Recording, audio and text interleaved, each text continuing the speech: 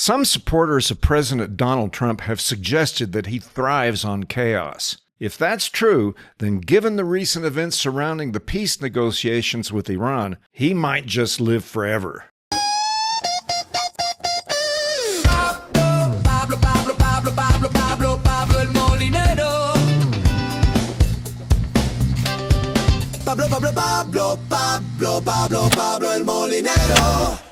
As you've probably heard, the United States and Iran have signed a Memorandum of Understanding, or MOU, designed to bring an end to the conflict between our two countries. In this second part of our presentation, I shall examine why reaching such an agreement seems nearly impossible and why I believe it just might work. But first, let me give you a very brief and condensed recap of the events leading up to the opening round of negotiations in Lucerne, Switzerland. I'll do my best to list the events in order, but honestly, my point is not for absolute accuracy, but to give you a sense of how things are going and how things are likely to proceed, at least for a while. This is truly spectacular and surreal. I'll give you my thoughts about it after I finish. Days before the peace talks were to begin, Israel and Hezbollah fighters in southern Lebanon engaged in battles which forced a delay in the opening of the talks.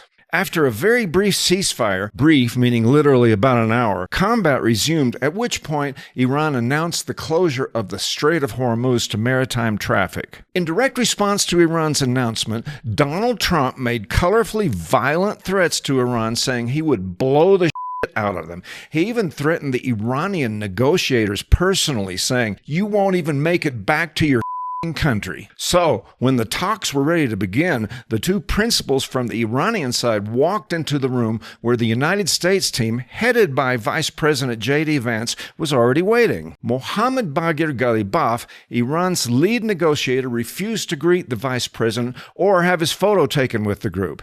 After about an hour, Ghalibaf spoke briefly with Pakistani Prime Minister Shehbaz Sharif, and then the Iranian delegation abruptly abandoned the session, leaving the Americans holding their ducks in their duck place, who were then unable to quack. Anyway, it took several hours of back-channel mediation to lure the Iranians back to the venue. Then they held a marathon overnight session that yielded some results, but at least brought everyone back to the ceasefire agreement and the 60-day reopening of the Strait of Hormuz to normal traffic. All of this happened in a span of about 3 days. 3 very bumpy days. Let's look at the situation with Israel and Hezbollah in Lebanon. This is just one catch-22 wrapped in another. Iran insists that the continued fighting between Israel and Hezbollah in southern Lebanon constitutes a major violation of the 14-point Memorandum of Understanding. Israel, who is not a signatory to the MOU, says that they will respond forcefully to any attack by Hezbollah.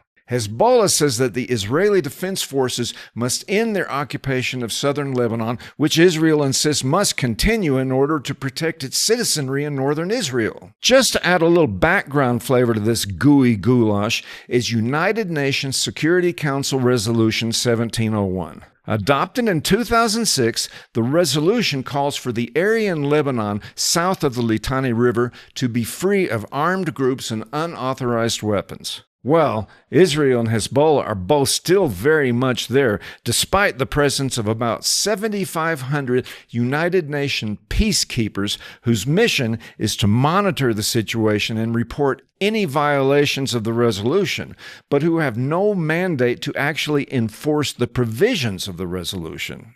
On top of all that, many analysts believe that Hezbollah doesn't undertake any major military operation without the explicit approval of their sponsors in Tehran. And even though I may have my opinion on the matter, both sides claim that the other is to blame for initiating whatever the conflit du jour may be, to the point that no neutral or casual observer can ever really be sure of who is telling the truth. Hey!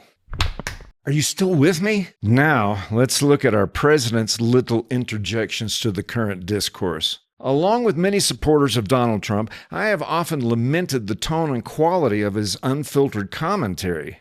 But in this case, his tone may have been precisely what was needed to move forward. Let me explain. For one thing, the threats to Iran and even the Iranian negotiators certainly got everyone's attention. It went off like a cherry bomb during the pastor's Sunday sermon. There are so many elements of the MOU that are going to be tricky to resolve that it is little wonder why so many, myself included, question whether a final agreement with Iran can ever be reached.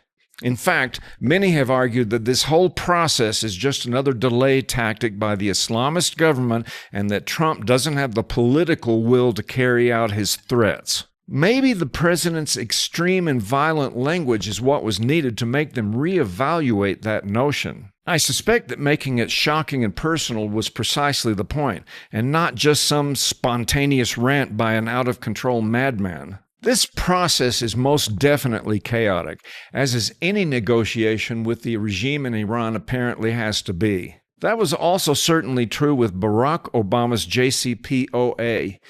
In the end, that agreement did little to stabilize the situation in the Middle East. I don't want to take time to go deep into that discussion. For now, I'll just say that even if Iran did comply with most of the provisions of the agreement with regards to their nuclear ambitions, they continued to sponsor terrorism in the region, continued to emphasize the buildup of their military capability, and continued their collaboration with the efforts of the United States' most dangerous global adversaries to disrupt our influence around the world. Anyway, chaos is not a one-way street. Some of Trump's critics seem to believe that the United States is in a state of absolute disarray while the mullahs are sipping iced tea and watching their master plan work to perfection. Nothing could be further from the truth.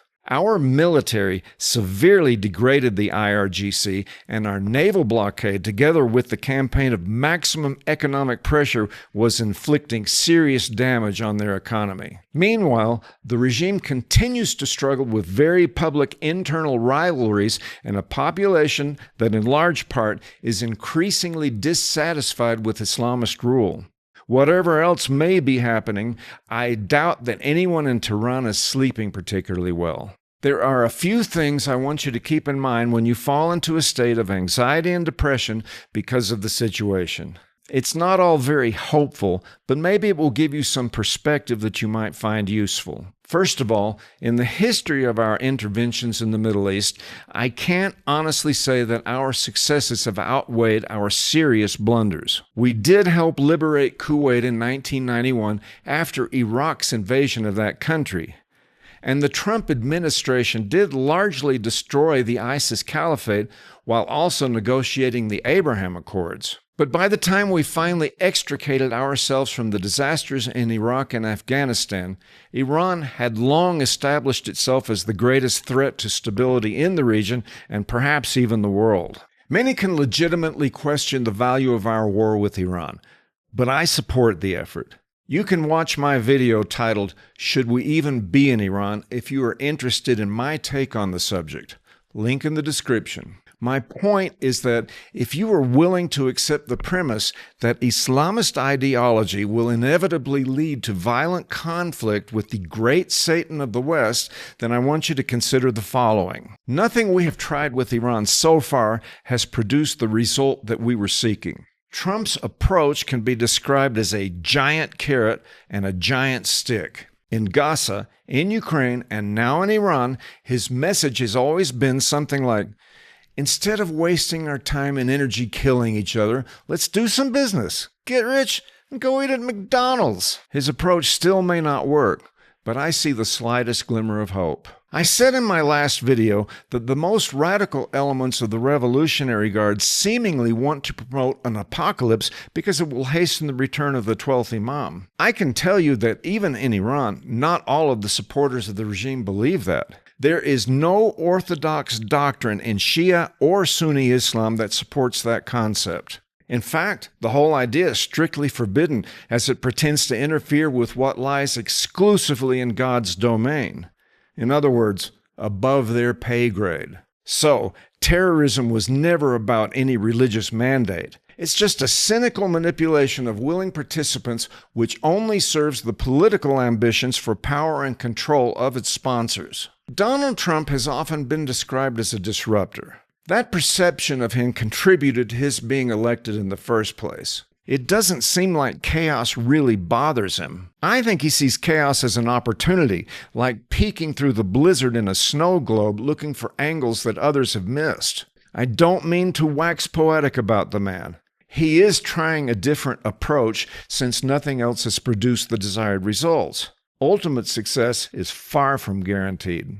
If this is ever going to pan out, Trump's going to have to keep alternating between the carrot of peace and prosperity and the very real stick of pain if they don't deal in good faith. I do believe we're likely to see some short, sharp bursts of heavy military action if we don't see sincere progress in the negotiations. The goal would be to clearly highlight the enormous contrast between peaceful cooperation and painful conflict in a way that a constant and relentless barrage of violence never could. And therein lies my sliver of hope. This is Pablo El Molinero. Thank you for watching. If you found my perspective interesting or at least entertaining, please give us a thumbs up and subscribe to the channel. Feel free to leave a comment if you agree, and especially if you feel that my analysis is flawed. On the channel, we cover a variety of topics, and this one will certainly come up again as events unfold. Also, please share this video with your friends if you are so inclined. It would really help the channel out. Thanks again.